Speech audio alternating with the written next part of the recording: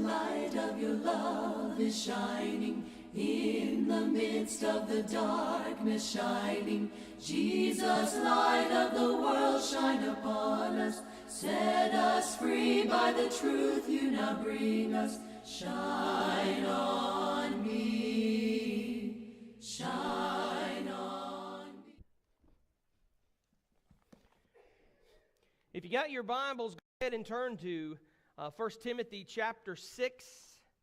1 Timothy chapter 6, look at that. Yeah, you can get up and go ahead. Y'all can go. I was going to let you.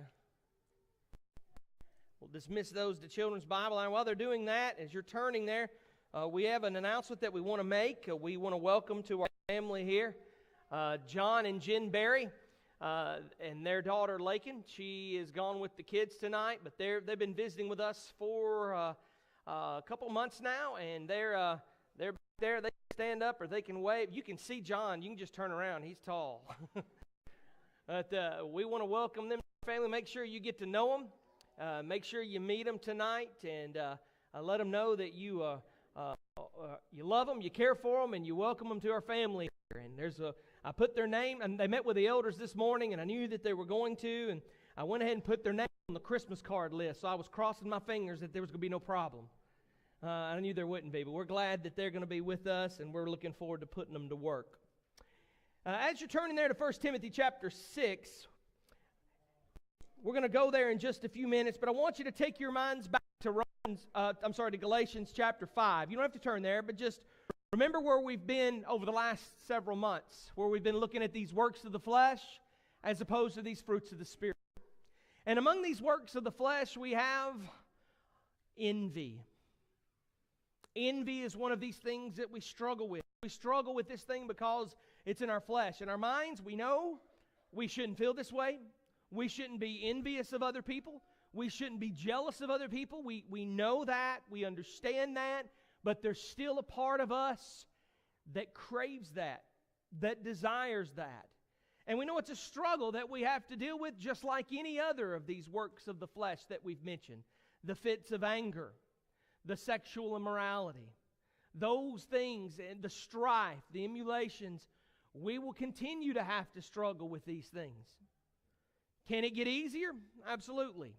Because when we look at those fruits of the Spirit, as we take these works out and put the fruit in, we enable ourselves some encouragement. We enable ourselves some help in making sure that we think differently. We have to reprogram ourselves. And it is possible. It's difficult, but it's possible. And it helps us as we strive to do the best we can in trying to be more like Jesus every day. And as we look at this idea of envy, we look at it and we think we may look at our lives, we think everything's fine. But then something happens. It was a little girl who was 5 years old, 6 years old, however old you are when your teeth start falling out. Not when you're older, not that kind, but when you start losing your baby teeth.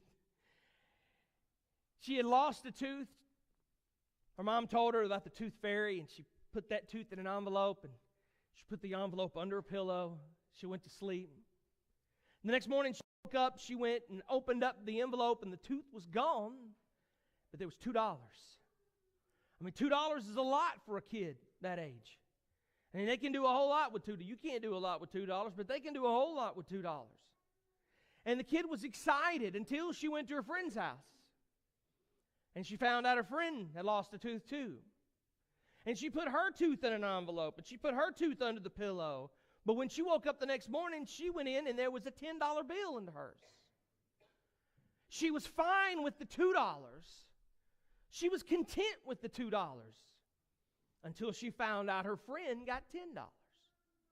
So she went to the friend's mom and said, "Could you please call my mom and tell her what tooth fairy you use?"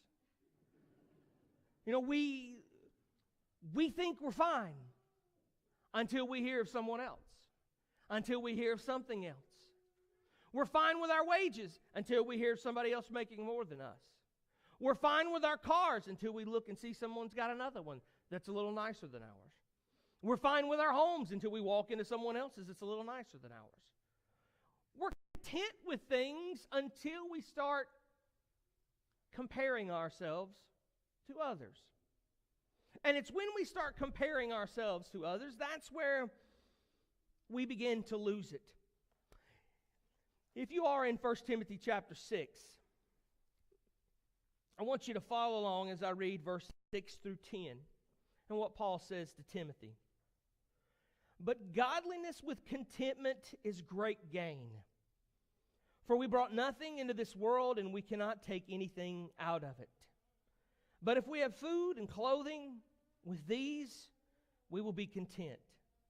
But those who desire to be rich fall into temptation, into a snare, into many senseless and harmful desires that plunge people into ruin and destruction. For the love of money is a root of all kinds of evils. It is through this craving that some have wandered away from the faith and pierced themselves with many pangs. As Paul writes to Timothy, he says that godliness with contentment is that's great gain. If we've got food, if we've got clothing, we should be fine. But those who desire to be rich, listen to what he says, fall into temptation, into a snare, into a trap. And that's what envy does. It's as if you're fine, you're dandy, you're happy until you begin to walk and compare your life with someone else and you get stuck there. And you're in that trap. Because you look at what you have and you look at what everybody else has, and it's not as good, or it's not as nice, or it's not as colorful, or it's not as pretty. And you look and you want. Is it wrong to want better? No. Don't miss the point here. It's not wrong to want better. It's wrong to let the want consume you. And to know that once you fall into that trap, the downward spiral begins. He says that love of money is the root of all kinds of evil. Causes all kinds of problems. How do we know if we're falling into that trap? What is this trap? What is the idea that sets us in our minds that thinks that that's what we need, we want? The heart of envy is this, is that we believe that we deserve greater than what we've got. We feel entitled. We feel like we deserve greater than what we have. That's what lies at the heart of envy. Look at the parable here that Jesus Jesus tells the people in Matthew chapter 20. If you'll turn there's 16 verses in this, but the lesson otherwise is very brief as we worship together tonight. But in Matthew chapter 20, beginning in verse 1, Jesus is talking about the kingdom of heaven. He talks about the laborers in this vineyard.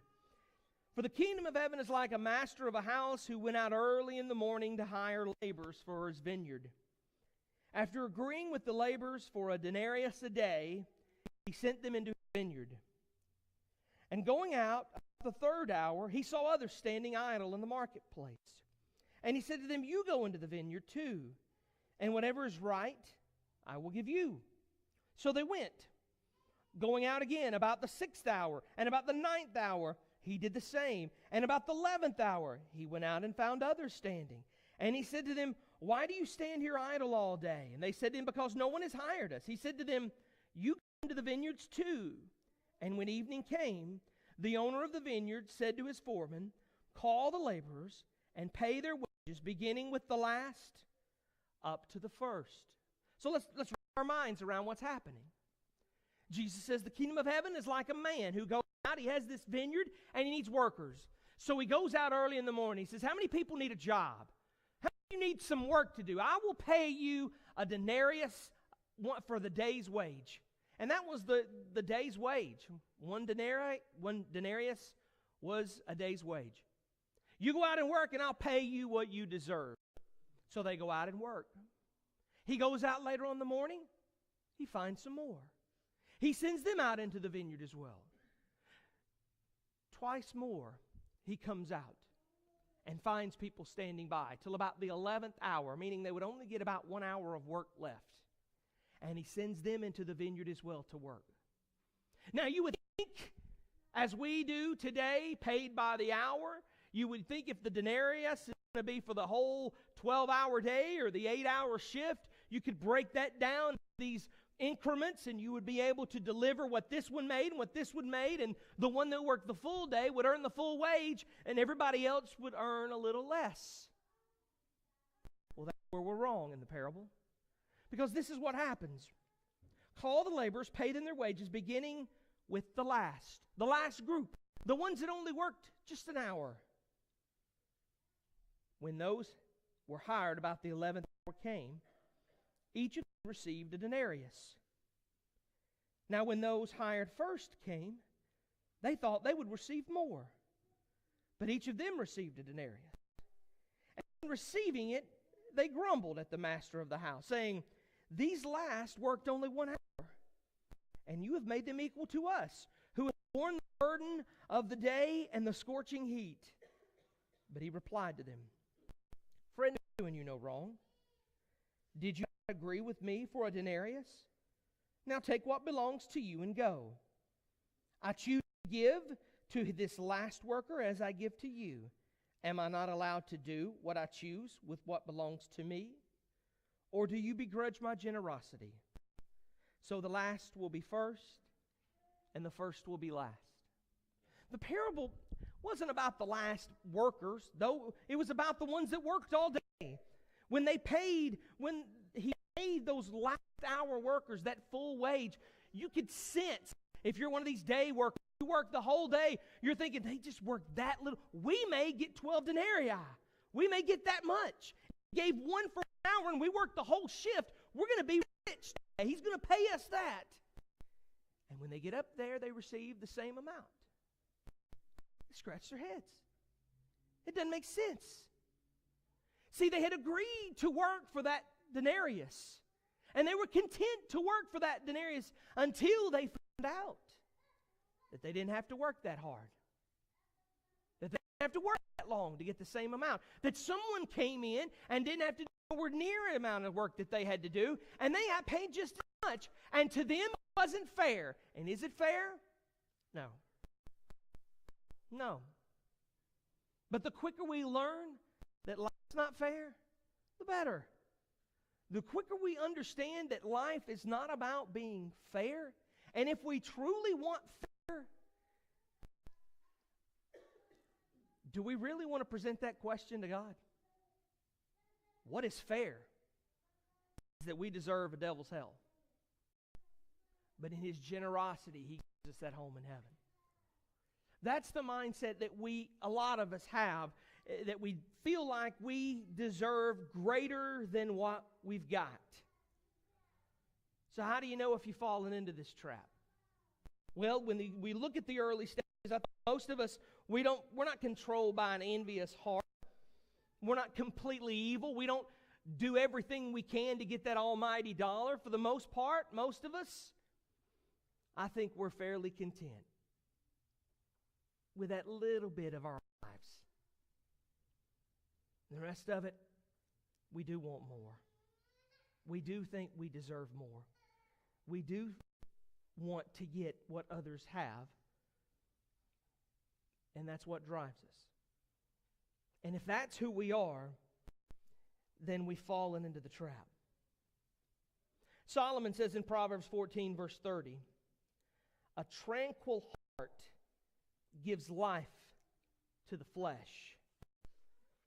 Tranquil life, meaning peaceful, not worrisome, but envy makes the bones rot. Solomon knew what that felt like, I'm sure. And he knew how to express that. So in other words, if you were not content with what you have, if you think you deserve better, if you think you need to go to your boss or you need to go to your co-workers or you need to go to your spouse or whoever it is in whatever situation, and you think you deserve better and bigger and more than what you've got, be careful. Because that's where you begin to fall into that trap. Your feet are getting sticky. And if you're not paying close attention, you're going to be stuck there. We know from other passages, not only is it a work of the flesh, but it begins in the heart, it comes out the mouth, and that's what defiles a person. That's what we read in Mark. We know that James says in James chapter 1 that the wisdom from above, or rather James chapter 3, verse 14 through 17, the wisdom from above is peaceful, is good, but the wisdom from this earth is envy and jealousy. As we look this morning, we are called to be different. If we're not satisfied by what we have,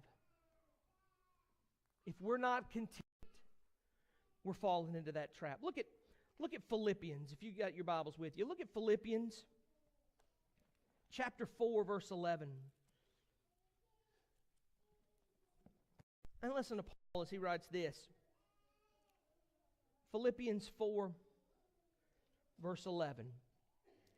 Not that I'm speaking of being in need, for I have learned in whatever situation I am to be content. I know how to be brought low. I know how to abound.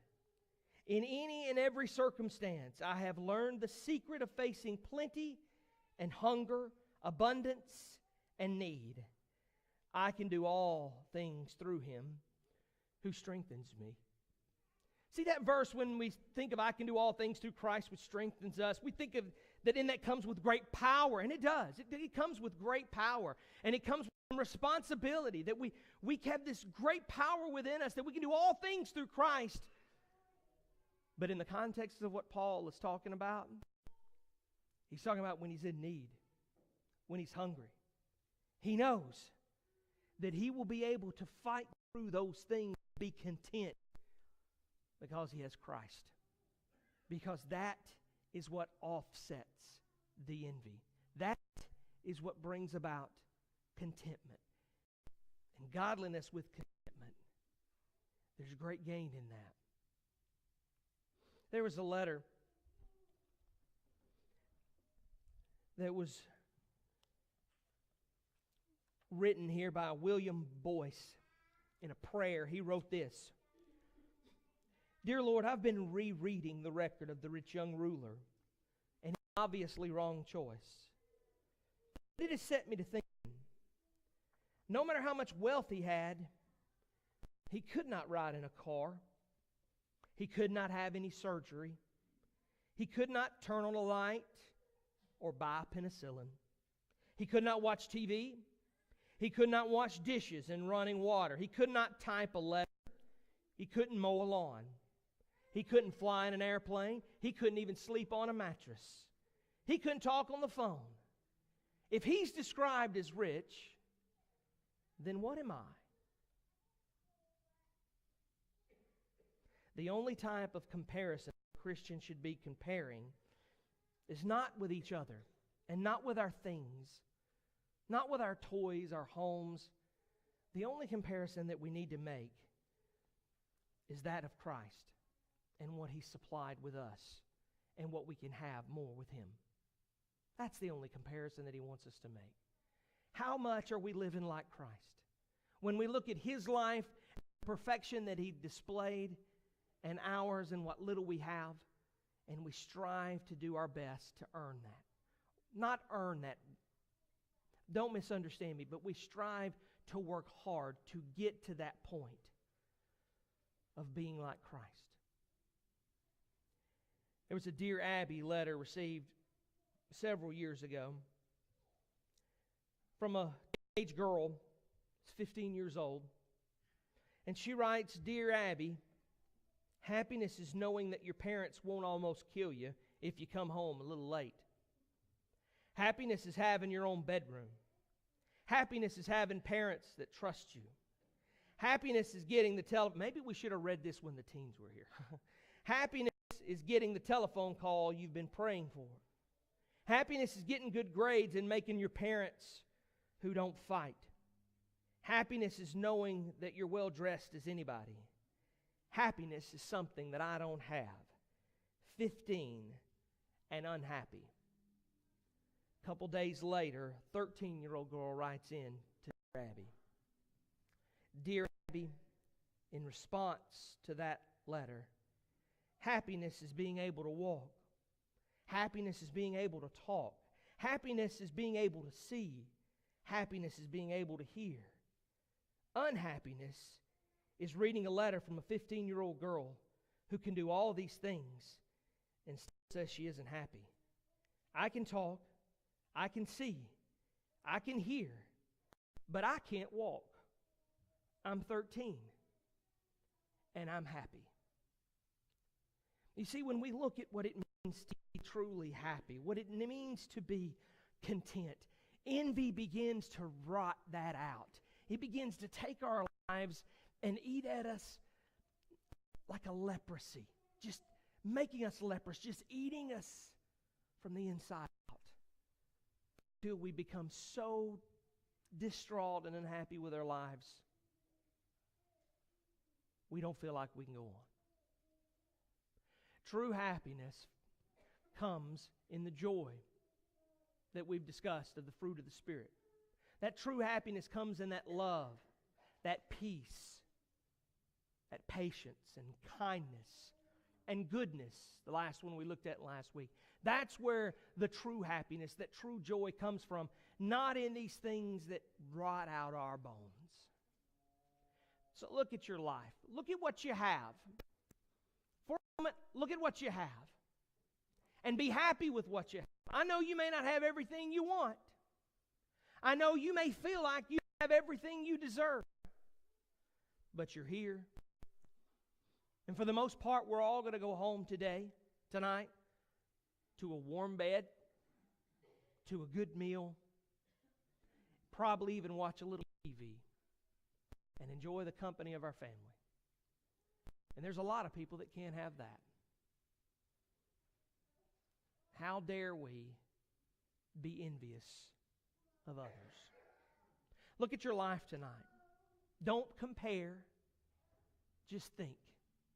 Be thankful. During the invitation song, if you need to say that little prayer to God to thank Him for all the things that He's given to you, for all the blessings that you have, do that.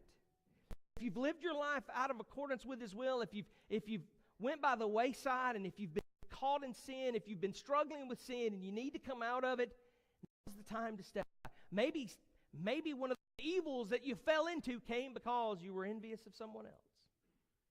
You wanted to be like them, and you fell into the trap. Jesus is here. Jesus is here, and He has the peace that passes all understanding to give to us. And He wants to give us that, and He wants us to have it. He wants us to have that salvation. He wants us to be happy. Does God want us to be happy? Absolutely.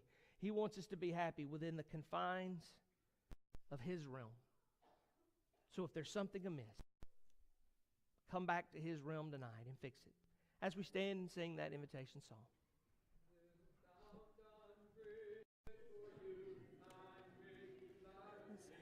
So hey, to its brim, 'tis the fount of love from the source above, and bids us.